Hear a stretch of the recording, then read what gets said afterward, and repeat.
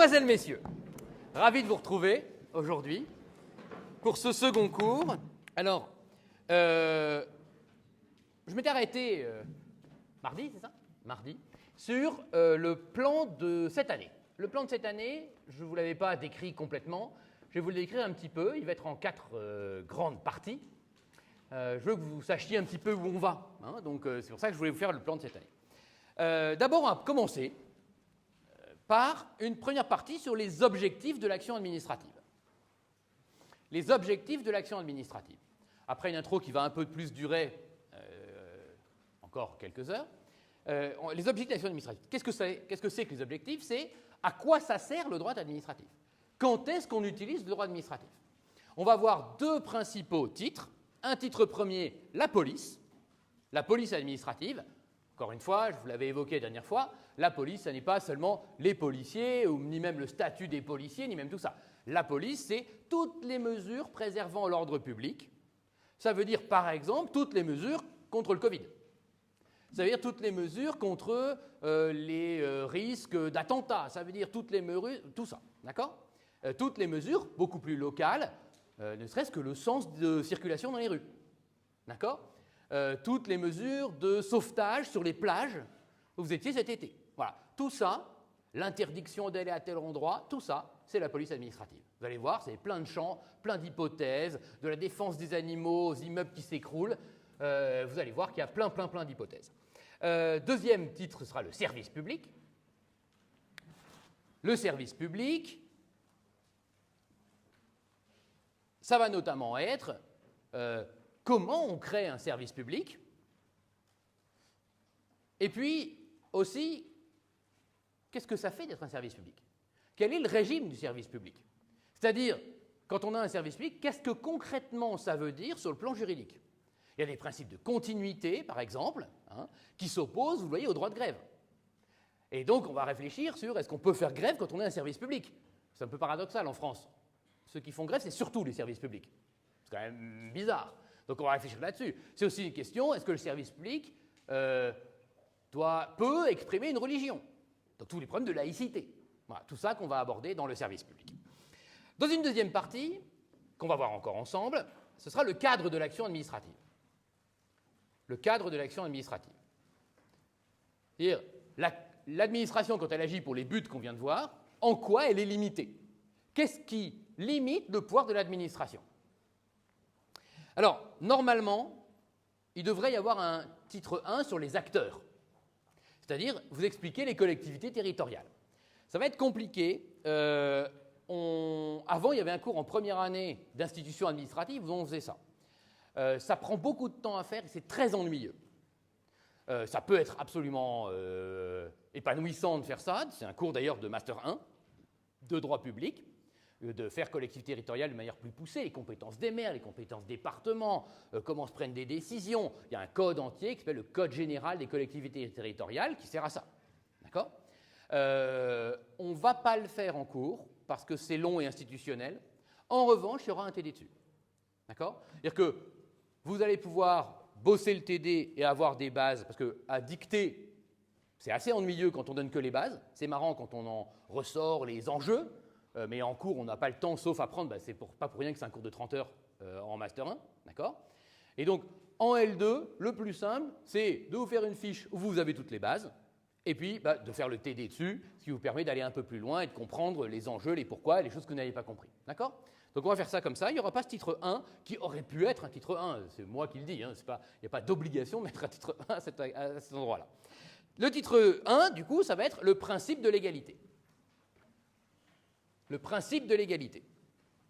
Le principe de l'égalité, ce n'est pas L apostrophe égalité, hein, c'est le principe de l'égalité, de l'égal, loi. Le principe de l'égalité, qu'est-ce que c'est? C'est le fait que l'administration est soumise au droit. L'administration, quand elle prend des actes administratifs, ce que jusqu'à maintenant vous avez pas mal appelé les règlements, eh bien en fait elle doit le faire en respect des lois et en respect de la Constitution. Et donc, le principe de l'égalité, on l'appelle aussi, en général, la hiérarchie des normes. Voilà. Sauf qu'on va faire une hiérarchie des normes plus poussée que ce que vous avez fait en première année, qui va d'ailleurs avoir un intérêt qui est de se cumuler avec les explications sur la même chose que vous aurez en droit européen. D'accord ? En droit européen, vous allez aussi faire la hiérarchie des normes, notamment pour les aspects européens, qu'on verra aussi ensemble, et en droit administratif, on va faire la hiérarchie des normes, notamment sur les aspects actes administratifs, mais que vous allez aussi faire en droit européen. Donc ça, c'est très compliqué, cette partie-là. C'est quelque chose qu'on doit vraiment maîtriser en L2, qui est très théorique, qui est très compliqué, et qu'il n'est pas inutile de faire dans 2 cours différents. C'est pas grave, on a déjà discuté entre profs, en sachant est-ce que c'est utile de faire 2 fois le même cours. La vérité, c'est que oui, parce que c'est le plus compliqué de la L2 sur le plan théorique. Plus compliqué ne veut pas dire que vous ne devez pas le savoir. C'est-à-dire que ce n'est pas parce que c'est compliqué que vous pouvez vous dire « ouais, mais ça c'est compliqué, il n'y aura pas ça à l'examen ». En fait, si. Il y a souvent ça à l'examen. Voilà. Et parce qu'on considère que c'est tellement une base à savoir en L2 que ça va peut-être vous demander plus de travail, plus de difficultés, mais qu'il faudra l'avoir maîtrisé. Vous avez compris ? Ensuite, on passera au second semestre. Vous commencerez par la responsabilité administrative, c'est-à-dire que toujours dans le cadre de l'action, quand l'administration fait des fautes, fait des erreurs, eh bien, elle doit indemniser. C'est le titre 2, la responsabilité administrative. Vous allez commencer par ça avec Pierre et Gérard.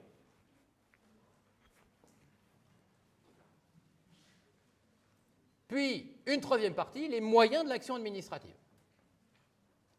Les moyens de l'action administrative, qu'est-ce que ça veut dire ? Ça va être comment on agit. Là, vous allez avoir 2 titres. Un premier titre sur les actes administratifs unilatéraux et un deuxième titre sur les contrats de l'administration. Voilà. Ce qui est intéressant, c'est quand on va faire les contrats de l'administration, vous aurez déjà fait les contrats en droit privé. Ce qui veut dire que, vous voyez, tout le pan responsabilité et toute la partie contrat, en fait, en droit civil, il va y avoir beaucoup de choses qui vont se répondre. Il y a une partie des choses que vous aurez vues en droit civil des contrats qu'on verra en droit administratif des contrats, enfin, où on verra les différences, et des choses que vous aurez vues en responsabilité civile qui vous feront bien comprendre la responsabilité administrative. Ce sont 2 matières, le civil et le droit administratif, qui s'alimentent beaucoup l'un et l'autre. Des choses que vous n'aurez pas compris en droit civil parce que ça aurait été expliqué d'une certaine manière, parce qu'en TD, vous n'aurez pas eu le temps de le faire. Et bien en fait, vous le reverrez en droit administratif, ça vous aidera pour le droit civil. Et de la même manière, ce que vous verrez en droit civil vous aidera pour le droit administratif. Il y a vraiment une synergie entre les deux. Et puis, en fin de 2e semestre, en 4e partie, vous verrez le contentieux de l'administration, le contentieux administratif. Et voilà. Alors, on va continuer notre introduction en donnant une sorte de panorama, une sorte de propos introductif, ce qui n'est pas illogique dans une introduction, vous en conviendrez, un propos introductif pour vous expliquer les grandes idées sur le droit administratif avant de rentrer dans le vif du sujet. Donc, paragraphe 2, les grands traits du droit administratif. Les grands traits du droit administratif. De quoi on va parler ? Du cadre général du droit administratif.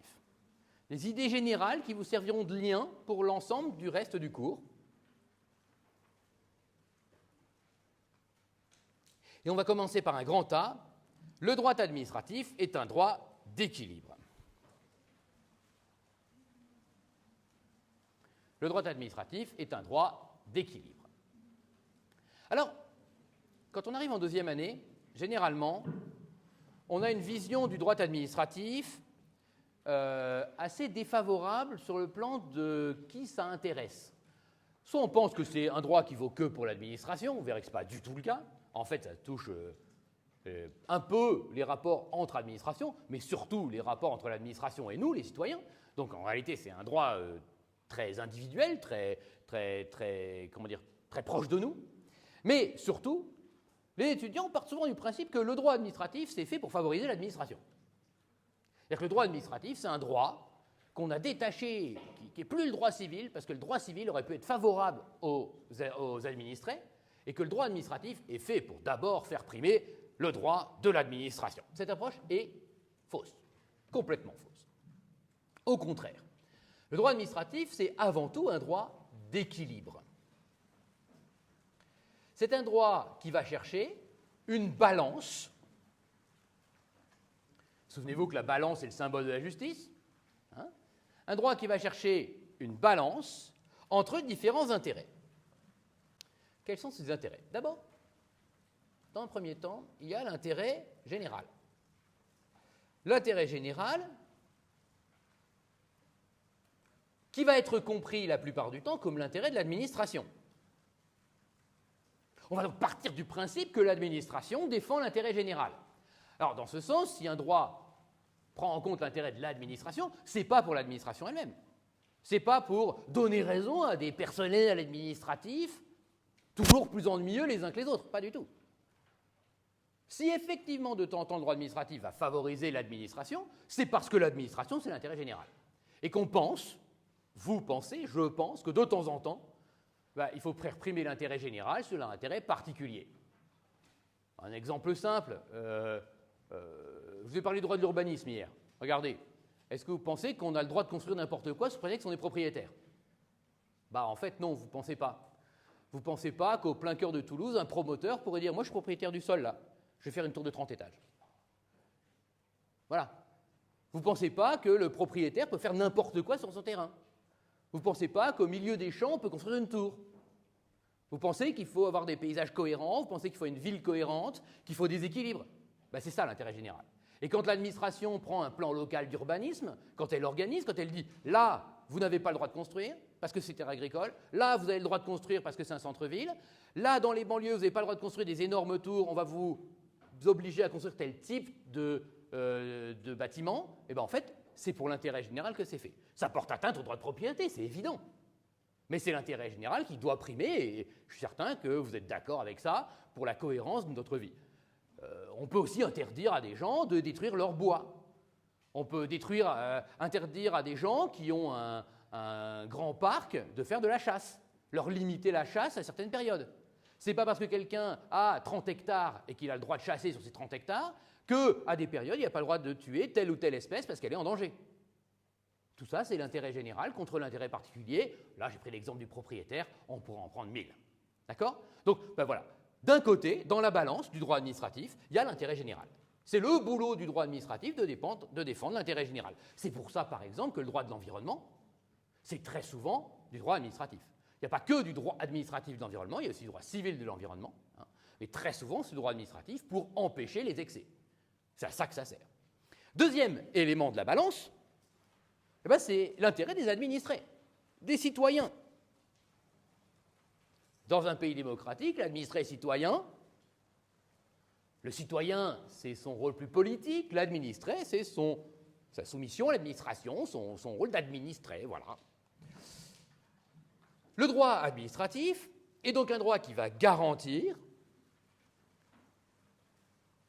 en même temps, si vous me passez cette expression macronienne, la garantie des intérêts des administrés face à l'intérêt général. Il est normal que les droits fondamentaux des administrés soient préservés. Il est normal que le propriétaire ait des droits. Mais en même temps, les droits de l'intérêt général. Ou plutôt l'intérêt général exprimé par des droits, par des limites aux droits des administrés.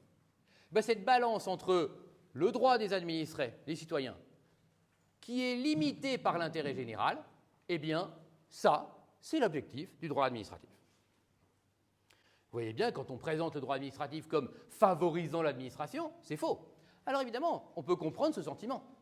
Dès lors qu'un administré qui veut construire une tour de 30 étages au centre-ville de Toulouse parce qu'il est promoteur et qu'il a un terrain, on lui répond « non, tu n'as pas le permis de construire pour construire ça », il est évident qu'il va dire « Ah, c'est toujours l'administration qui nous empêche de faire des choses ». Mais n'empêche, quand on regarde ça comme l'intérêt général, évidemment qu'on va comprendre pourquoi on le lui interdit. Hier, je vous ai parlé du que sais-je. Du que sais-je, droit administratif, en vous disant ça fait un panorama en quelques dizaines de pages. Si vous avez le courage, je vous invite vraiment à le regarder. Ça vous fera un vrai plus toute l'année. L'auteur de cet ouvrage, il y en a deux aujourd'hui, Prosper Veil et Dominique Pouillot. Dominique femme. Et Prosper Veil, dès le départ, il était tout seul à écrire cet ouvrage. Dominique Pouillot l'a repris. Prosper Veil, qui était professeur de droit administratif, a qualifié dans cet ouvrage-là le droit administratif de miracle. Il dit le droit administratif est un miracle. Alors pourquoi il dit ça? Vous sentez tout de suite l'exagération un petit peu, mais ça veut dire qu'il part du principe que le droit administratif est quelque chose qui aurait pu ne pas exister, ou qui est apparu comme quelque chose de bénéfique. Effectivement, si on réfléchit, est-ce que l'administration, sous-entendu, est-ce que l'État a besoin du droit pour s'imposer? De ce qu'on fait, on se rend compte que non. Vous avez appris le monopole de la violence légitime. L'État a le monopole de la violence légitime. En fait, c'est lui qui a le pouvoir. C'est lui qui fait ce qu'il veut. Ça s'exerçait auparavant avec des rois tout-puissants, d'abord des chefs de village, puis des rois tout-puissants, etc. C'est un peu basique ce que je vous dis là, mais c'est pour que ça soit mieux compris. Est-ce qu'ils ont besoin du droit pour imposer leur volonté? Non, le propre d'un dictateur, c'est qu'il fait ce qu'il veut. Le symbole français de ça, c'est le fait d'embastiller. Louis XIV pouvait mettre à la Bastille. Comment? Parce qu'il avait envie. C'est-à-dire mettre en prison. Mettre en prison, c'est le symbole de enlever les libertés à quelqu'un. En pratique, dans la Bastille, il n'y avait pas grand monde. C'est pas comme si il embastillait des milliers de gens et qu'il était un dictateur atroce pour ça. Mais c'est un symbole français. Le roi pouvait dire « parce que j'ai envie ». Parce que vous m'énervez, parce que vous ne me plaisez pas, parce que simplement je le veux, je vous emprisonne. À combien de temps? Je ne sais pas, je verrai. Je vous désembastillerai quand j'en aurai envie. Ce n'est pas un problème pour moi, j'ai le droit, je suis le roi. D'accord? Est-ce que Louis XIV a besoin de droit pour faire ça? Non. Donc l'idée même de partir du principe que le droit administratif est un droit qui permet à l'administration, en quelque sorte, d'abuser de son pouvoir, de forcer l'administré à des choses qu'il ne voudrait pas, c'est idiot. On n'a pas besoin de droit pour ça. Alors s'il ne sert pas à ça, le droit administratif, à quoi il sert? C'est logique. Il sert exactement à l'inverse. Oups. Oui, il y a le droit administratif, il n'est pas créé pour aider l'État à s'imposer. Il est créé pour aider les administrés à s'imposer contre l'État. Le droit administratif, c'est un droit qui est un miracle, parce que c'est l'État. C'est un miracle parce que c'est l'État qui accepte de se soumettre à un droit qui le limite. C'est l'État qui accepte qu'un droit existe, que lui-même crée. Le juge administratif pourrait se dire oui, il est indépendant, il est dans l'État, mais il est indépendant. Mais même les lois administratives, des lois qui portent sur le droit administratif, ou même les décrets qui sont pris par l'exécutif, les arrêtés de tous les exécutifs locaux, ces textes-là, issus de l'État, sont faits pour limiter le pouvoir de l'État au profit des citoyens, des administrés. Voilà pourquoi Prosper Veil nous dit que le droit administratif est bien un miracle. Dans toutes les dictatures du monde, et vous savez à quel point elles existent, il n'y a pas un vrai droit administratif, et quand il y en a un, il n'est justement pas assez puissant. Quand le droit administratif n'est pas puissant, les dictateurs font ce qu'ils veulent. Plus le droit administratif est puissant, plus on respecte les libertés fondamentales. Si vous partez dans cet angle-là, vous voyez que tout à coup, votre vision du droit administratif en est exactement inversée. Grand B, le droit administratif français est marqué par l'histoire de sa création. Grand B, le droit administratif français est marqué par l'histoire de sa création.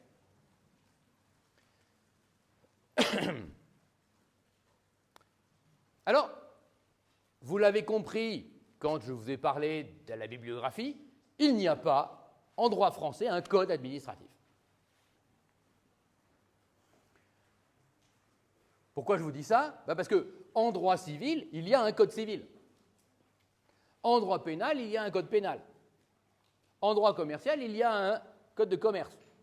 Donc, on pourrait partir du principe qu'en droit administratif, il pourrait y avoir un code administratif. À vrai dire, il a existé un code administratif, mais qui n'était pas du tout un code officiel de l'État, qui était un code fait par Dalloz pour regrouper un certain nombre de lois. Ce code, il a disparu aujourd'hui parce que, évidemment, on n'a plus besoin d'avoir un code papier pour trouver les lois. Aujourd'hui, on les trouve sur Légifrance. Donc plus personne n'achetait un code administratif qui n'était qu'un recueil de lois. Mais au fond, ce n'est pas idiot de le savoir, parce que ça veut dire que, après tout, le Code civil, c'est un document officiel qui ne fait que regrouper des textes législatifs, qui ont été numérotés, mais qui pourraient très bien être dans des lois différentes. Les codes de commerce, codes pénal, ce sont des lois qui sont prises régulièrement, modifiées. Elles sont juste organisées. Donc on pourrait partir du principe que le code administratif, il pourrait exister avec l'ensemble des lois qui réglementent l'administration. C'est vrai qu'en fait, il y en a un peu plus que ça. Il y a des codes, ils sont nombreux, ils sont parfois récents, je vous en citerai tout à l'heure, mais le droit administratif n'est pas issu que de ce code, que de ces codes.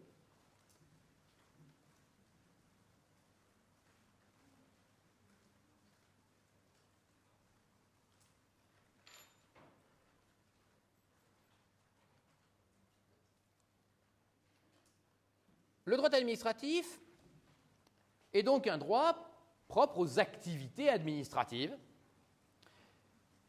qui n'est pas identique au droit privé. Dans certains pays, on a un droit qui s'applique théoriquement de la même manière à l'administration et aux citoyens.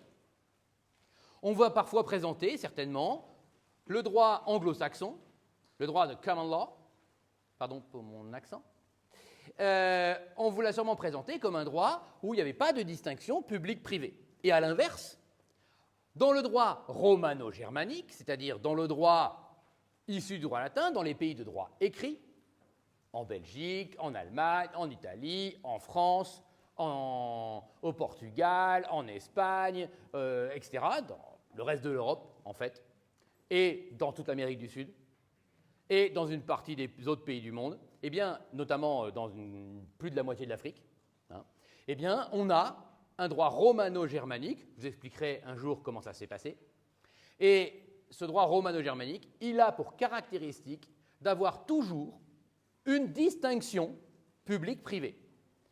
Parfois, ce n'est pas la seule distinction, mais il y a une distinction publique-privée. Le droit administratif est à part. En fait, cette distinction, il faut bien voir qu'en droit de common law, dans le droit anglo-saxon, elle existe aussi. Vous comprenez bien qu'on a beau dire que c'est les mêmes textes qui s'appliquent, en fait, il y a plein de lois qui ne concernent que l'administration ou les relations entre l'administration et les citoyens.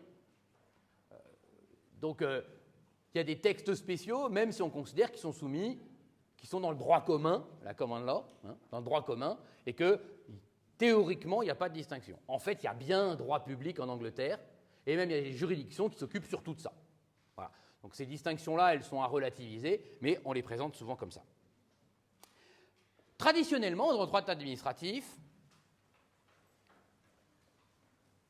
on dit que la source, c'est le juge administratif. On dit presque tout le temps, bien trop souvent, qu'il s'agit d'un droit jurisprudentiel.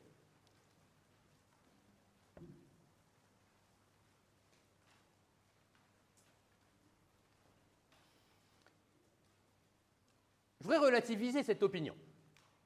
Pour la relativiser, il faut que je parte de la base. Il est vrai qu'historiquement, le droit administratif trouve sa base dans la jurisprudence du Conseil d'État. Qu'est-ce que c'est que le Conseil d'État? Le Conseil d'État, au départ, c'est un conseil juridique du roi. Le Conseil du roi, qui est devenu un conseil juridique de l'État. Ce n'était pas le roi en tant que personne privée, c'était le roi en tant que représentant de l'État, organe de l'État. Donc le roi, quand il devait agir, il fallait bien qu'il applique le droit existant, qu'il connaisse, qu'on lui prépare les dossiers juridiquement. Il y avait un conseil pour ça, qui est devenu le Conseil d'État quand il n'y a plus de droit.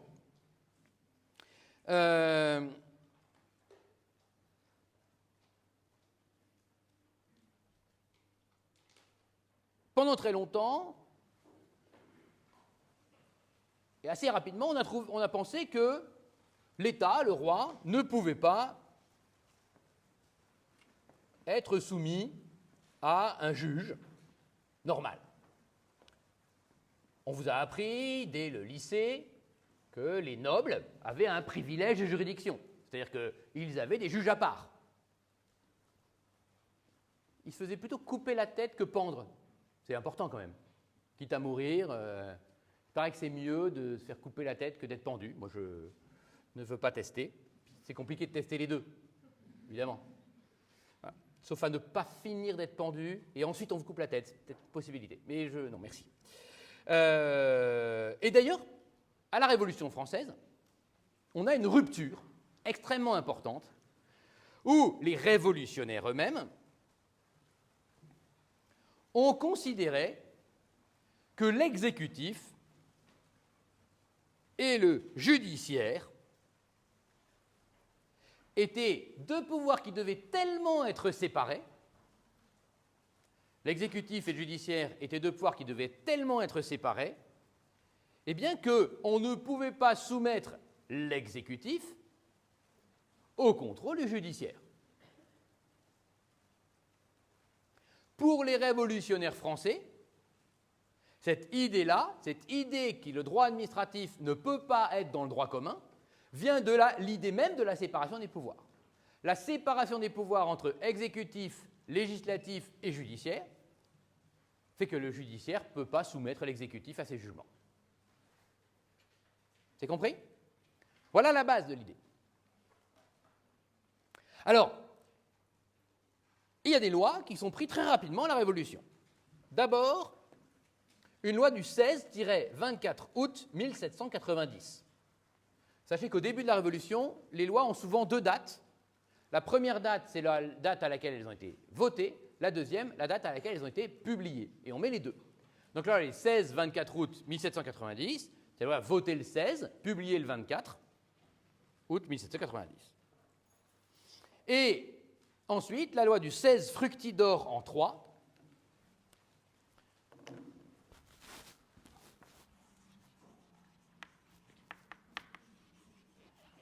Fructidor en 3, d'accord?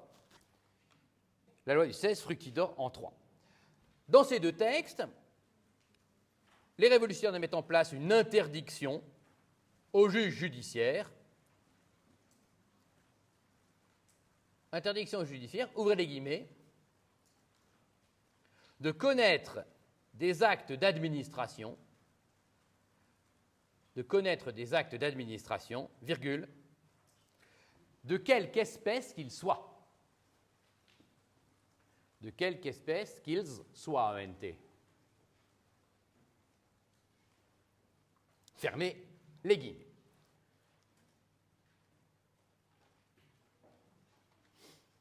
Qu'est-ce que ça veut dire? Ça veut dire que lorsqu'il y a un litige avec l'administration, ce n'est pas un juge normal, un juge civil, un juge de droit commun qui doit s'en occuper. La grande rupture est venue cependant un peu plus tard.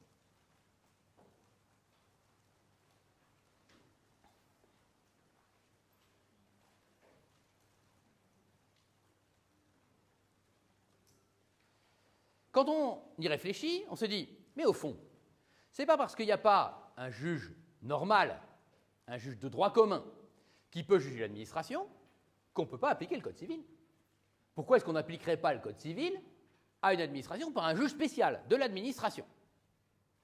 Alors, pour passer ça, l'année 1872 a été une rupture importante. 1872, on va avoir deux choses. D'abord, la loi du 24 mai 1872. Loi du 24 mai 1872 qui va créer le Conseil d'État.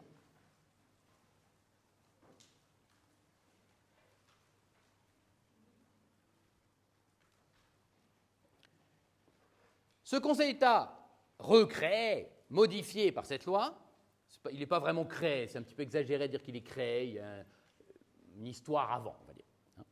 Mais dans ce texte, le Conseil d'État, qui était vraiment que le conseil juridique de l'État avant, est réorganisé et prépare les décisions rendues par les ministres.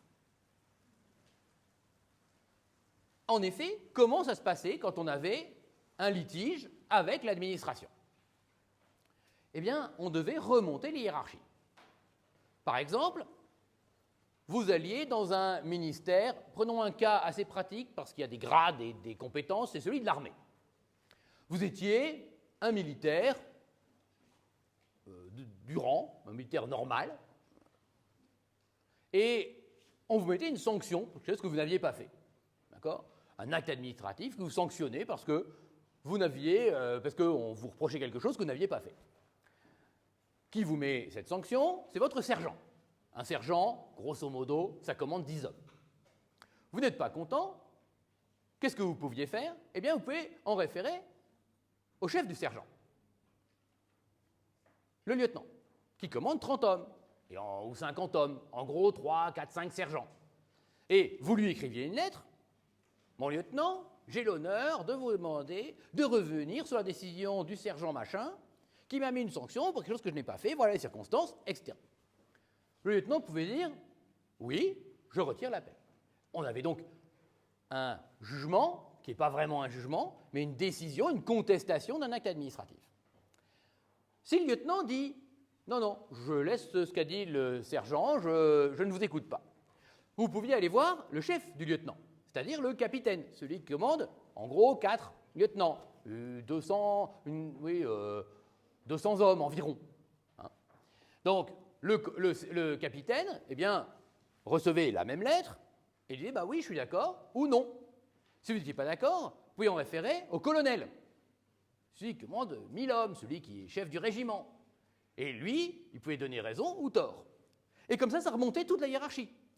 On parle là de l'armée parce qu'on comprend bien la hiérarchie, mais en fait, toutes les administrations, sachez-le, sont très hiérarchiques. Et il y a le chef, le sous-chef, le chef de bureau, le chef de tout ça. Et on peut remonter. Jusqu'où ça remonte tout en haut? Ben, ça remonte jusqu'au ministre. Et c'est le ministre qui se retrouvait sur son bureau avec la plainte. Vous comprenez bien que le ministre, il n'a pas que ça à faire, d'instruire la chose, de voir si juridiquement qui a raison. Donc qu'est-ce qu'il faisait le ministre? Il donnait ça au Conseil juridique de l'État, au Conseil d'État. Que faisait le Conseil d'État? Ils organisaient la préparation de la décision. Donc, ils voyaient les dossiers, ils pesaient le pour et le contre, et ils préparaient une décision dans un sens. Et puis cette décision, elle était portée au ministre, et le ministre, il disait « Ok, je signe ». C'est ce qu'on appelle la théorie du ministre-juge. Vous comprenez un peu mieux pourquoi le Conseil d'État est devenu juge. Qu'est-ce qu'il a suffi de faire? Il a suffi de dire « c'est plus tellement le ministre qui décide ». Parce qu'au fur et à mesure, le ministre, qu'est-ce qu'il faisait? Il entérinait ce que disait le Conseil d'État. Et avant même 1872, ça existait. 1840, 1850, on a des recueils de décisions qui sont des décisions organisées, prises par le Conseil d'État, qui ressemblent comme 2 gouttes d'eau aux arrêts actuels. Et sauf que, à la fin, ce n'était pas en tant que juge définitif qu'il jugeait. Pendant des dizaines d'années, on a un juge administratif, en fait, qui existe, qui est le Conseil d'État, mais qui ne prend pas la décision, qui n'est donc pas vraiment juge. Il n'est que Conseil de l'État. Et puis, on va avoir une rupture avec un arrêt du tribunal des conflits du 8 février 1873, tribunal des conflits, 8 février 1873, qui, comme ce que je vous ai dit pour le Gaja hier, va être fondateur et que vous n'allez plus jamais oublier de votre vie. Ce qui vous restera du droit administratif, même pour ceux qui n'en feront plus jamais de leur vie, ça va être cet arrêt-là, tribunal des conflits, 8 février 1973, Blanco. L'arrêt Blanco du tribunal des conflits, 8 février 1873. Cet arrêt va fonder de manière un peu mythique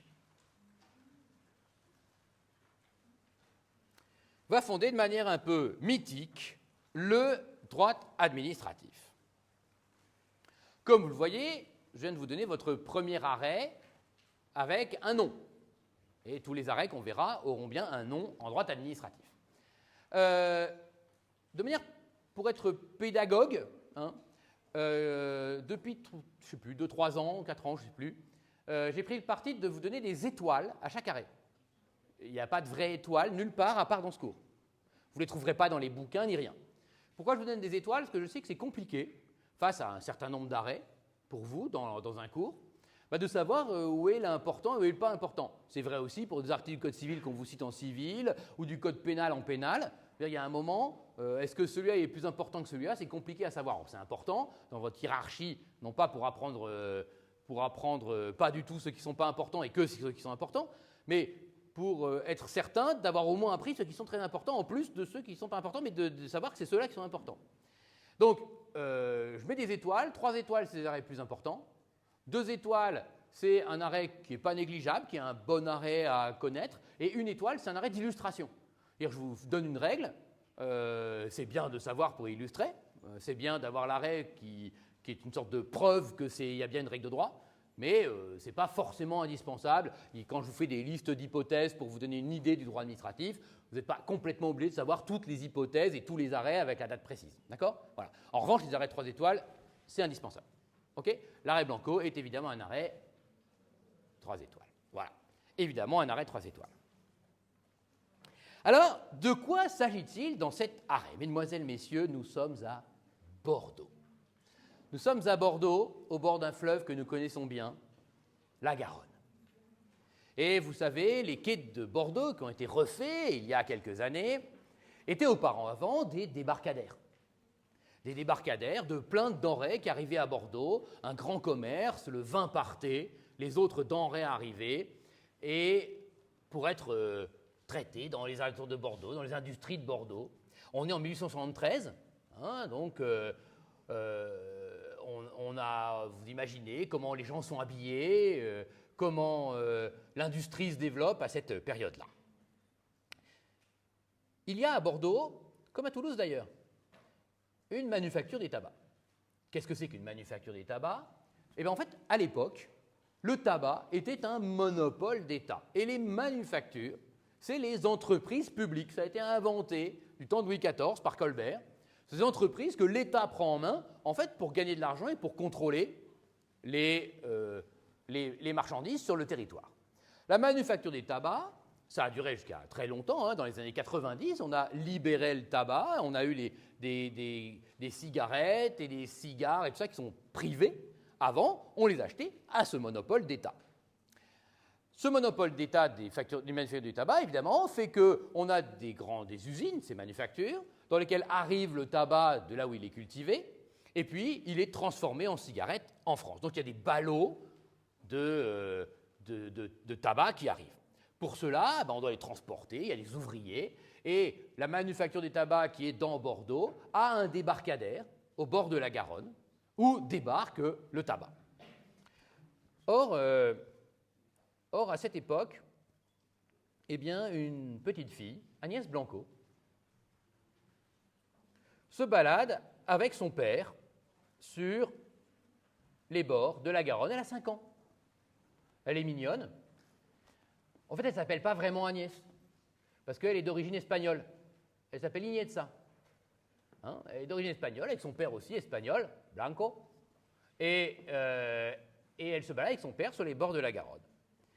À ce moment-là, les ouvriers s'affairent autour, et ils poussent un wagonnet de la manufacture des tabacs. Ils poussent un wagonnet, et ils ne voient pas la petite Agnès, ils la renversent et ils lui coupent la jambe.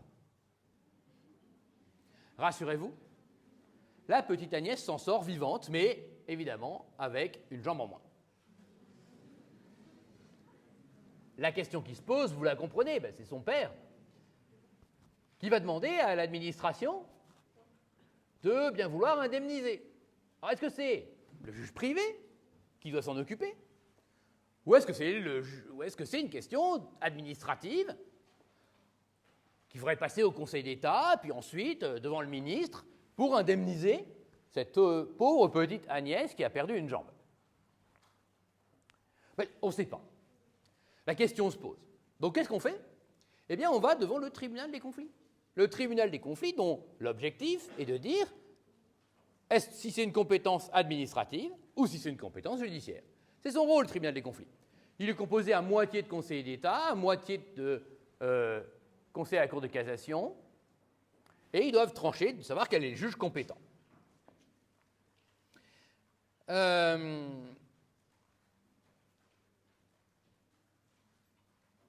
Le tribunal des conflits donne une solution révolutionnaire. En réalité, elle est révolutionnaire, mais on a pu retrouver une décision presque équivalente un tout petit peu avant. Et c'est pour ça que je vous dis que c'est une décision un peu mythique. Ce n'est pas forcément quand on regarde exactement là que tout s'est passé, mais depuis des dizaines d'années, on considère que l'arrêt Blanco est l'arrêt fondateur. D'accord ? De manière un peu mythique. Alors, que dit le tribunal des conflits ? Il va dire deux choses. D'abord, il va dire que la compétence est administrative.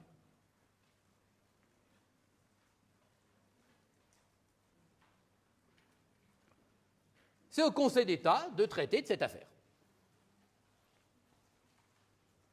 Et puis, surtout, il y a un deuxième aspect dans l'arrêt Blanco. Il va dire que le Conseil d'État doit s'occuper de cette affaire, mais sans appliquer le Code civil, parce que le Code civil est fait pour les rapports de particulier à particulier. Vous voyez bien la différence entre deux apports. Dire c'est tel juge compétent, c'est une première chose.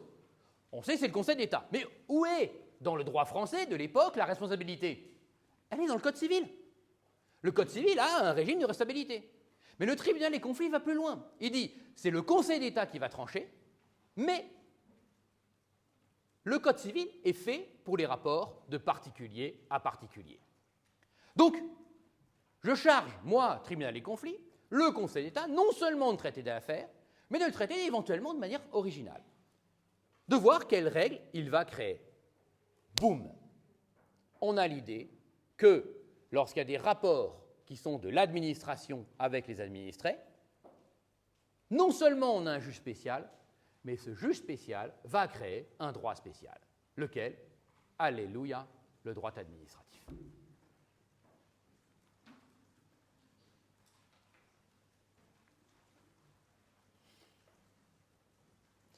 Pour rassurer les plus sensibles d'entre vous, eh bien, le Conseil d'État s'est déclaré compétent et a dit qu'Agnès Blanco devait être indemnisée. Et il y a un arrêt du Conseil d'État, beaucoup moins connu, pour le coup, parce qu'en fait, les gens s'intéressent assez peu à comment ça s'est suivi, du Conseil d'État du 19 mai 1874. Donc 2 ans plus tard, le Conseil d'État va s'en occuper, vraiment, et qui va accorder une rente viagère à la petite Agnès Blanco. Qu'est-ce que c'est qu'une rente viagère ? C'est de l'argent tous les ans jusqu'à sa mort. D'accord ? Voilà. Donc une rente viagère, de l'argent tous les ans jusqu'à sa mort, pour compenser son indemnité. Soit dit en passant, ce n'était pas beaucoup d'argent. Mais néanmoins, la responsabilité de l'État est reconnue. Est-ce que pour autant, on a déjà un juge administratif qui juge définitivement ? Pas tout à fait. Dans la tête de beaucoup d'étudiants, parce qu'on dit que c'est l'arrêt fondateur, on dit, voilà, ça y est, il y a un vrai droit administratif qui est né avec l'arrêt Blanco. En fait, il y a une petite étape après. La petite étape après, vous savez ce que c'est ? C'est un arrêt du Conseil d'État lui-même, du 13 décembre 1889. 13 décembre 1889.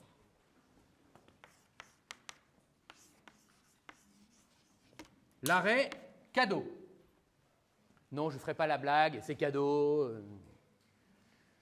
Donc, l'arrêt Cadeau du 13 décembre 1889, où le Conseil d'État va là véritablement arrêter le ministre-juge. Le Conseil d'État va considérer que son arrêt est définitif, qu'il n'y a pas besoin de la signature du juge après. C'est l'abandon de la théorie du ministre-juge. L'arrêt Cadeau est aussi un arrêt 3 étoiles, l'abandon de la théorie du ministre-juge. Dans le GAJA, il y a l'arrêt Blanco et l'arrêt Cadeau. Si vous voulez aller plus loin, on explique bien les tenants et aboutissants, et puis on vous donne l'apport, on vous explique un peu mieux l'apport. D'accord ? L'arrêt Cadeau du 13 décembre 1889. Voilà comment est né le droit administratif. Vous comprenez pourquoi il est jurisprudentiel. la base de ça, c'est plutôt une base démocratique. C'est l'idée de dire, puisqu'on a un législatif, un exécutif et un judiciaire, qu'on veut une séparation stricte des pouvoirs, à l'époque, à la Révolution, eh bien, on va dire, le juge civil, le juge, le judiciaire, ne peut pas juger de l'administration. Donc l'administration va se débrouiller par des recours hiérarchiques, comme pour faire des bonnes décisions, elle va faire appel à son Conseil de l'État, le Conseil d'État va préparer la quasi-totalité des décisions, et au bout d'un moment, le Conseil d'État va dire « Bon, c'est bon, arrêt cadeau, j'ai plus besoin du ministre, on dit que je suis juge administratif. » Et voilà comment est né le juge administratif. Vous avez compris? Voilà. Je continue. Grand C, les évolutions récentes du droit administratif. Évidemment, le droit administratif n'est pas resté à ce qu'il était à l'arrêt Blanco en 1873, c'est évident. Il a continué à évoluer et il continue encore à le faire. Petit 1, l'évolution des sources. Petit 1, l'évolution des sources. L'évolution des sources, c'est quelque chose qui me tient assez à cœur parce que, au fond, dans la doctrine, vous savez ce que c'est que la doctrine? C'est les profs de droit, hein, c'est pas un gros mot. Entre profs de droit, je pourrais dire, dans la doctrine, les gens sont un peu partagés sur la place des sources. Un grand nombre de mes collègues disent le droit administratif est jurisprudentiel, c'est ce qu'on a dit pendant très longtemps, et eux maintiennent cette idée que le droit administratif est essentiellement jurisprudentiel, que la base c'est ça, que les arrêts du Conseil d'État sont essentiels, parce que justement, puisqu'on ne devait pas appliquer le Code civil, c'est ce qu'a dit l'arrêt Blanco, il fallait créer un droit, que ce droit s'est créé petit à petit, par incrémentation, par le juge administratif. Je ne dis pas que c'est faux, mais vous allez voir qu'avec d'autres collègues, je suis plutôt du genre à dire n'exagérons pas la place de la jurisprudence en droit administratif. Il y a de très nombreux textes, de très nombreux codes, et aujourd'hui, le juge administratif a un rôle qui n'est pas tellement différent, dans bien des cas, de celui du juge de droit privé. Vous allez le comprendre. Petit a, la source jurisprudentielle. Petit a, la source jurisprudentielle. Si vous saviez à quel point j'ai envie d'aller me balader dans l'amphi, parce que d'habitude, je tourne tout le temps. Les redoublants le savent, je n'arrête pas de tourner, de revenir, de tout ça. Et alors là, le fait de ne pas pouvoir à cause du Covid et de ne pas pouvoir à cause de la caméra, ça me frustre, c'est pas possible. J'ai envie d'aller vous voir de près. Alors, la source jurisprudentielle, aujourd'hui, reste importante. Notez-le. La source jurisprudentielle reste importante, il n'y a pas de doute. En droit administratif, c'est une expression que vous devez connaître. Vous pouvez la mettre en rouge comme un arrêt, en tout cas vous la mettez entre guillemets. On parle en droit administratif de, ouvrez les guillemets, liaison entre la compétence et le fond. La liaison entre la compétence et le fond. Ça paraît un petit peu abscon comme expression. En fait, c'est assez simple. La liaison entre la compétence et le fond, c'est l'idée que quand un droit va devant le juge, quand une situation va devant le juge administratif, on applique le droit administratif. Quand une situation va devant le juge droit privé, on applique le droit privé. C'est la liaison entre la compétence, ça veut dire dès lors qu'on détermine la compétence, juge administratif ou juge judiciaire, eh bien en fait on sait quel fond on applique, on sait si on applique le droit administratif ou le droit privé. Civil, commercial, pénal, etc. D'accord? Donc, la liaison entre quel juge décide quel droit. Voilà. Donc, évidemment, dès que le juge administratif est compétent, eh bien, on va avoir derrière l'application du droit administratif.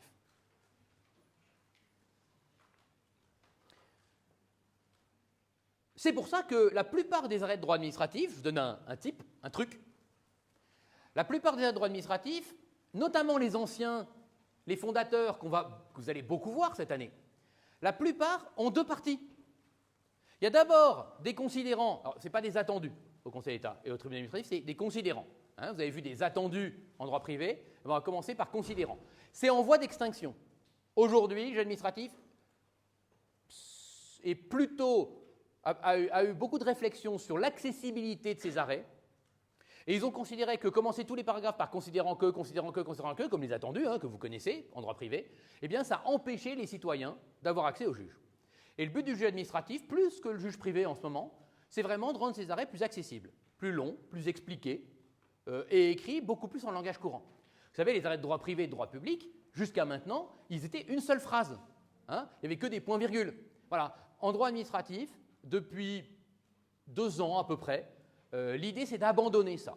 On ne met plus les considérants et on écrit des phrases avec des points régulièrement et on explique mieux, l'arrêt est écrit en langage plus courant. De mon point de vue, il y a un petit peu un leurre. C'est bien d'afficher ça pour les relations avec les citoyens, pour être compris. Il y a un petit peu à l'heure, parce que ça laisse aussi entendre aux citoyens qui comprennent l'arrêt, alors qu'en fait l'arrêt il est bourré de notions juridiques, et que vous allez voir vous-même que même en vous apprenant le droit, vous ne comprenez pas toujours aussi bien l'arrêt qu'il le faudrait. Ce n'est pas parce qu'il est écrit un peu plus en langage courant que le citoyen va vraiment le comprendre. Donc c'est vrai que moi je ne suis pas fan de ce qui m'apparaît comme une fausse avancée. Ce n'est pas si vrai que c'est utile pour le citoyen de pouvoir lire un arrêt. En fait, il ne le comprend pas vraiment non plus. Alors que quand c'est par des considérants et qu'il dit « je ne comprends rien » et qu'il demande à un avocat, à un auxiliaire de justice, à un juriste. Et le juriste, lui, peut lui expliquer. Donc il va bien mieux comprendre, expliqué par un autre, qu'en pensant qu'il comprend ce que c'est écrit en langage courant. Voilà ma position. Ce n'est pas très grave. Voilà. En tout cas, les arrêts qu'on va vous présenter ont encore pour la plupart, quand ils sont anciens, quand ils fondent le droit, des considérants. Donc les considérants existent. Et pourquoi je vous disais ça ? Oui, on va avoir des premiers considérants sur la compétence. Le juge va expliquer pourquoi c'est lui, juge administratif, qui est compétent. Et quand il se sera estimé compétent, là, il va dire « maintenant, je peux appliquer le droit administratif ». Et donc, la deuxième moitié de l'arrêt, ça va être le droit administratif lui-même. Voilà. Je pense que vous dire ça va vous aider à aborder différemment les arrêts. Vous verrez, détermination de la compétence, boum, le fond. Ce qu'on voit peu en droit privé. Parce que quand on va devant le juge privé se pose rarement la question de sa compétence. Il part du principe qu'il est d'accord, qu'il est compétent. Donc il ne se pose pas la question. Alors que le juge administratif, notamment dans les anciens arrêts, va toujours se poser, est-ce que d'abord je suis compétent, et ensuite, comment je traite le fond. Aujourd'hui, ce rôle a évolué. Aujourd'hui, on peut clairement dire que le juge administratif a une double fonction. Aujourd'hui, le juge administratif a une double fonction. Il a conservé d'abord, petit tiret, sa fonction initiale. Il reste, bien entendu, une source très importante du droit administratif. Quand il n'y a pas spécialement de texte, quand il y a des textes très larges qu'il faut appliquer à une situation précise, il va créer du droit. Il va poser des considérants de principe, il va, dans l'arrêt lui-même, déterminer une règle de droit qu'il crée lui-même. D'accord ? Ou il va préciser un arrêt qu'il avait lui-même rendu. Alors c'est comme ça qu'on va trouver régulièrement, dans la jurisprudence administrative, des considérants créés à un moment par un arrêt fondateur et qui vont être copiés-collés dans tous les arrêts qui l'appliquent. C'est un petit peu comme si on retrouvait un article d'un code, sauf que c'est une jurisprudence fondatrice. D'accord ? Donc on va avoir le même considérant répété dans des centaines d'arrêts à partir d'un arrêt qui aura créé cette règle. Il crée le droit administratif parce qu'en fait, il n'a pas le droit d'appliquer le code civil. C'est compris ? Voilà. Ça, c'est son rôle habituel, son rôle historique. Et il continue à le faire quand il n'y a pas de texte. Mais de plus en plus, le juge administratif, deuxième tiret, a un deuxième rôle. Deuxième rôle qui est un rôle extrêmement proche de celui du juge privé. Ce rôle, quel est-il ? C'est de préciser les textes applicables. On a une situation qui est soumise à un texte. Mais au fond, quelqu'un l'a interprété d'une manière et un autre le conteste. On va donc devant le juge doit dire qui avait raison. Quelle était la bonne interprétation du texte ? Quand vous ouvrez votre code civil, le code civil, il n'est pas si gros. Hein. Le code civil, il est comme ça. Tout petit, le code civil, tout petit. Pourquoi est-ce qu'il est énorme, votre code civil ? Il est énorme parce qu'en fait, il y a des dizaines, des centaines, des milliers de jurisprudences dans votre code civil. Sous chaque article, vous avez l'ensemble des commentaires et des jurisprudences. Ça veut bien dire que l'article lui-même, il n'est pas très clair. L'article lui-même, il ne peut pas en lui-même s'appliquer à toutes les situations. Et d'ailleurs, s'il était très clair qu'il s'appliquait à tout, il ne ferait pas un article de 3 lignes. Il serait un article peut-être de 20 pages. Un article de 20 pages qui prendrait toutes les situations. Ce n'est pas une bonne façon de faire du droit. Parce que c'est un droit qui n'est pas assez souple. Un droit qui ne s'adapte pas à la société, à l'évolution de la société. Donc il est normal que le texte législatif soit relativement succinct. Il pose des règles de base. Il peut s'appliquer directement dans bien des cas, mais dans les cas où on ne sait pas trop, on va avoir besoin de la jurisprudence pour préciser, dans des cas particuliers, ce que voulait dire le texte, comment il fallait l'interpréter. D'accord ? C'est ça le but du Code civil. C'est pour ça que ça me fait rigoler quand les journalistes disent « Le Code du travail est devenu énorme, regardez, il fait 8000 pages ». Le Code du travail, il fait 8000 pages quand on prend les jurisprudences. Ils partent du principe, c'est comme si chaque jurisprudence augmentait la taille du Code du travail. C'est pas faux, ça augmente le droit du travail, mais ça précise. D'accord ? Donc on ne peut pas vraiment dire ça. Alors, en droit public, on va retrouver la même situation. Il y a de très nombreux textes de droit public, je vais vous en citer, et le juge administratif va préciser le sens de ces textes du droit public dans des jurisprudences. Vous allez être en situation parfaitement connue tous. Il y aura très peu de différences pour vous, à part les considérants et certains enjeux, et voilà, très peu de différences dans l'intérêt de la jurisprudence. La jurisprudence va venir pour préciser le sens du texte, et dans la plupart des codes de droit public, on va avoir, de la même manière que dans votre code civil, en dessous, toute une série de jurisprudences qui viennent préciser l'article en question. D'accord ? Quelque chose de très classique, et c'est pour ça que je vous dis, privatiste, publiciste, ça ne veut rien dire au point où vous en êtes.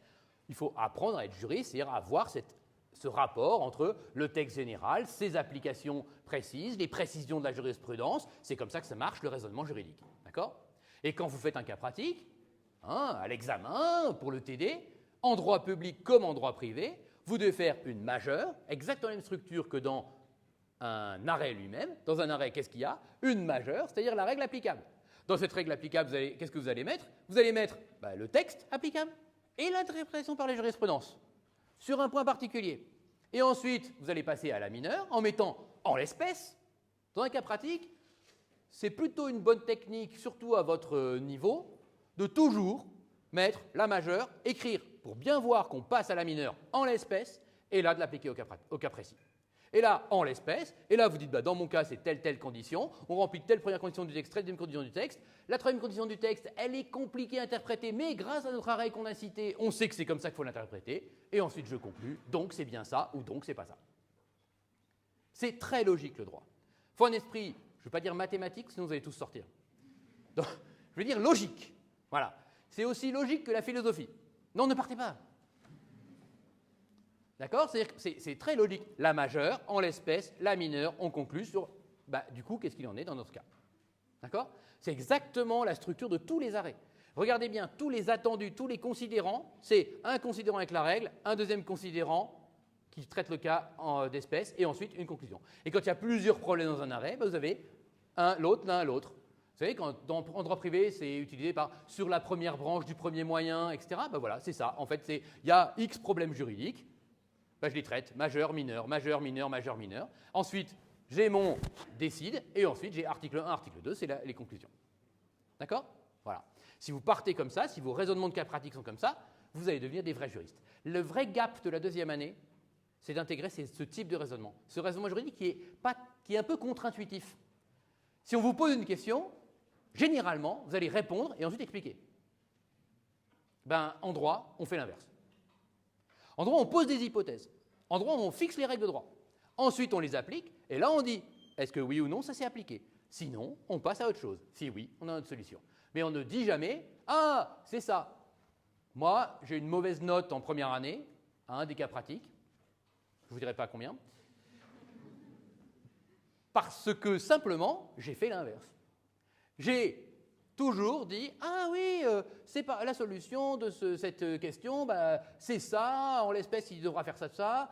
Oui, parce que, et là, je faisais le droit. Du coup, je n'envisageais pas différentes solutions, je n'avais pas un esprit assez rigoureux, j'ai eu ça. À partir du moment où j'ai compris le raisonnement purement syllogistique dans les exercices juridiques notamment et dans les arrêts, je n'ai jamais eu en dessous de 14 dans un cas pratique. D'accord? Voilà. Parce que ce qu'on veut de vous, c'est que vous deveniez des juristes. De toute façon, notre boulot à nous, ici, c'est prendre votre petit cerveau entre nos mains, le malaxer pour en faire un cerveau de juriste. Et qu'à la fin, même quand vous argumentez, même quand vous vous fâchez avec vos parents, avec votre mec, avec votre copine, de toute façon, fassiez un plan de partie de ce parti. Parce que vous ne pourrez pas faire autrement. On aura malaxé votre cerveau de telle manière que vous ferez des majeurs, des mineurs, avec un plan en deux parties de ce parti. Et ce sera comme ça, parce que vous serez des juristes. Voilà. Donc si vous refusez qu'on malaxe votre cerveau, vous allez vous planter. Acceptez-le, vous ne pouvez pas résister.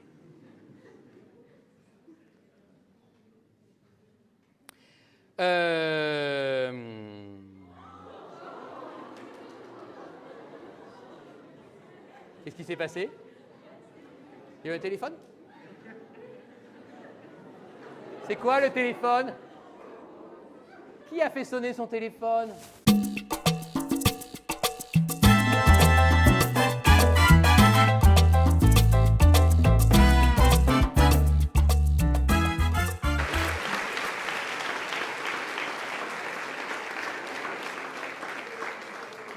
Bon, comme vous le voyez, ça se passe bien. Hein? Je ne suis pas certain que je me serais retourné. Mais je loue votre courage. Surtout en début d'année où il y a vraiment beaucoup de monde. Hein? Je pense que vous pouvez vraiment en vouloir au gars à côté. Je suis sûr que c'est lui qui a appelé. Alors, où en étais-je?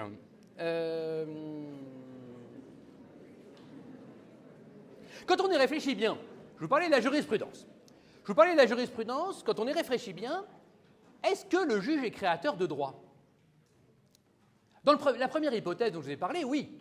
Le tribunal des conflits avait dit au Conseil d'État, vous devez créer des règles, vous ne devez pas appliquer le Code civil. Donc les choses sont claires. Le juge administratif, dans ce cas-là, va créer du droit à peu près comme le législateur. Des règles spéciales pour le droit administratif. Mais la question peut se prolonger un petit peu dans l'autre hypothèse. On a un texte, et le juge vient le préciser. Est-ce qu'on peut dire que le juge crée du droit? Je vois vos yeux qui hésitent. Non pas à me répondre, les masques l'en empêchent. Mais à se dire, mais au fond, le juge comme bouche de la loi, nous dit Montesquieu, c'est peut-être pas très crédible. Est-ce que le juge n'est pas de toute façon créateur de droit? Est-ce que le fait d'interpréter un texte pour lui donner un sens ou un autre n'est pas au fond comme ajouter une petite phrase à ce texte de loi? Ajouter une virgule, ajouter une précision. Si. Mais quand on ajoute une précision, quand on rajoute une petite phrase à un texte, est-ce qu'on n'est pas en train de créer du droit? Donc vous voyez que ce rôle de créateur de droit du juge administratif, on va d'ailleurs le retrouver aussi devant le juge de droit privé. Le juge de droit privé, de temps en temps, il a ce qu'on appelle des arrêts de principe. Qu'est-ce que c'est qu'un arrêt de principe? C'est un arrêt où le juge privé, soit il n'y a pas de texte, et il dit « attendu que », et il fait un texte, exactement comme le juge administratif, soit il y a un texte, et il dit « attendu que », et il dit l'inverse du texte. On appelle ça une interprétation contra legem, contra, contre, legem, la loi, une interprétation contre la loi. Il dit que la loi dit quelque chose alors que la loi dit l'inverse. Vous voyez qu'au fond, quand on vous bassine ou quand on vous raconte des carabistouilles sur le juge administratif, les arrêts en droit administratif, qui seraient si différents des arrêts en droit privé, vous voyez qu'en réalité, on est en train, dans les deux matières, de vous former à la même chose, à la même approche du juge. Et je pense que vous le dire de manière simple comme cela va vous aider à appréhender le rôle du juge et les arrêts des fiches dans toutes les matières de manière beaucoup plus saine. Petit b, la source doctrinale est une source importante en droit administratif et, je le pense, plus qu'en droit privé. Pourquoi? D'abord parce que la création initiale du droit administratif, il y avait des textes administratifs avant, mais les vraies grandes bases du droit administratif, celles qu'on va voir beaucoup en deuxième année, sont très fondées sur les arrêts. La source, c'est les arrêts. Est-ce que les arrêts sont faits pour être un système, pour être organisés? Pas du tout. Dans un code, on a une organisation du code. Mais quand on a une série d'arrêts, les arrêts ne sont pas organisés. Le juge ne les met pas en rapport les uns avec les autres. On voit ça aujourd'hui, surtout à la Cour européenne des droits de l'homme ou à la Cour de justice de l'Union européenne. Les juges européens qui citent leurs arrêts antérieurs, comme pour bien montrer l'affiliation. Dans cet arrêt, j'ai dit ça, dans ce nouvel arrêt, je vais le préciser, je vais aller plus loin, je vais le rappeler, mais l'interpréter encore un petit peu, etc. Aujourd'hui, le juge administratif commence à le faire un peu. De temps en temps, il est arrivé qu'il cite ses arrêts, qu'il se réfère à ses propres arrêts. Généralement, il ne fait que reprendre, en copiant-collant, on dirait les considérants importants. Mais aujourd'hui, il commence à le citer. C'est-à-dire qu'en fait, le juge lui-même ne met pas en cohérence ses propres arrêts, alors que l'auteur d'un code va mettre en cohérence son code. Alors, c'est ça le rôle de la doctrine. La doctrine, son travail, la doctrine, c'est les profs de droit, ceux qui écrivent des livres, ceux qui écrivent des articles. Notre travail, c'est précisément de mettre tout ça en cohérence. De dire, tel arrêt, il est en rapport avec tel arrêt, regardez, il va plus loin, regardez, il va moins loin, ou même, regardez, il y a 5 tribunaux administratifs qui ont traité de la même question, du même point de droit, avec des situations parfaitement parallèles, et que s'est-il passé? Ils ont rendu des décisions différentes. Il y en a 3 qui ont dit ça, 2 qui ont dit ça, ou même il y en a 2 qui ont dit ça, 2 qui ont dit un autre truc, et un troisième truc. Et le rôle de la doctrine va être un petit peu celui de dire, il faut remettre en cohérence, de mettre en perspective. Certains ont utilisé un terme intéressant. Le rôle de la doctrine, c'est de créer des systèmes. Et en droit administratif, la doctrine est créatrice de systèmes.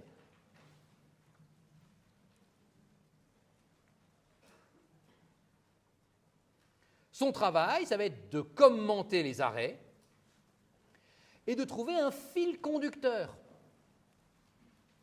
entre les jurisprudences,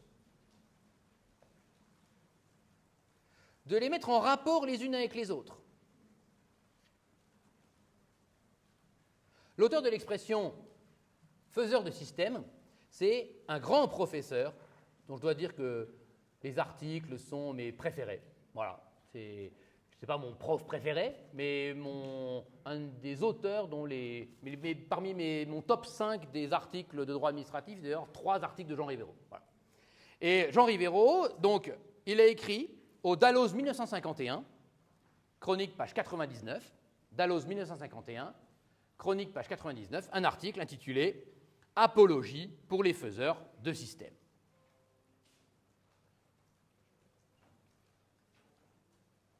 Apologie pour les faiseurs de systèmes. C'est-à-dire, il ne dit que du bien des profs de droit, dont qu'il est. Hein. En fait, il y a eu une attaque quelques mois auparavant d'un conseiller d'État qui disait, en fait, les profs de droit ne servent à rien. Nous, on ne lit pas tellement les profs de droit, on fait nos jurisprudences au cas par cas, on ne cherche pas à faire un droit administratif, on cherche à régler des affaires. Et Rivero, dans cet article, lui met une claque monumentale, de mon point de vue, en disant, mais pas du tout. En fait, je vais vous dire à quel point le fait qu'on fasse des systèmes, parce que dans son texte, le Conseil d'État disait « vous n'êtes que des faiseurs de systèmes », d'un air méprisant. Et Rivero lui répond en disant « mais non, c'est très très bien d'être un faiseur de système ». Et il lui explique par le menu, de manière hyper argumentée, à quel point non seulement c'est utile pour la prévisibilité du droit, pour la lisibilité, mais qu'en réalité, c'est complètement faux de penser que les juges ne regardent pas ce qui se passe avant. En réalité, les juges eux-mêmes s'insèrent dans ce système, prennent en compte ce que dit la doctrine et prennent des arrêts qui découlent de ça. Je vais t'en donner un exemple. Je vous ai cité tout à l'heure l'arrêt Cadot du 13 décembre 1889, ce qui vous permet d'avoir un arrêt qui compte pour 2. Donc, je vais vous illustrer cette idée. Je vais vous lire l'arrêt Cadot, et vous allez me dire ce qu'on en retire. Je vous lis un petit bout de l'arrêt Cadot. L'arrêt Cadot, il écrit « Considérant que le refus du maire et du conseil municipal de Marseille de faire droit à la réclamation du sieur Cadot Considérant que du refus du maire et du conseil municipal de Marseille de faire droit à la demande de M. Cadot, il est né entre les parties un litige dont il appartient au Conseil d'État de connaître. Et ça, ce que ça voulait vraiment dire, c'est pas besoin d'aller faire signer par le ministre après. Comprenez bien que ce n'est pas la lecture de l'arrêt qu'on va tirer toutes les conséquences réelles d'un arrêt. Et c'est bien parce que la doctrine est là pour elle-même préciser, organiser le système, faire un système, que, en fait, on réussit à avoir un droit administratif cohérent. Voilà l'intérêt de la doctrine. Alors, quelle doctrine? Il est 12h21, je me rends compte, et vous êtes très sage de ne pas me l'avoir dit. Et donc, je vous dis rendez-vous à la semaine prochaine, en espérant que ça vous a plu et que vous changerez de TD. À très vite.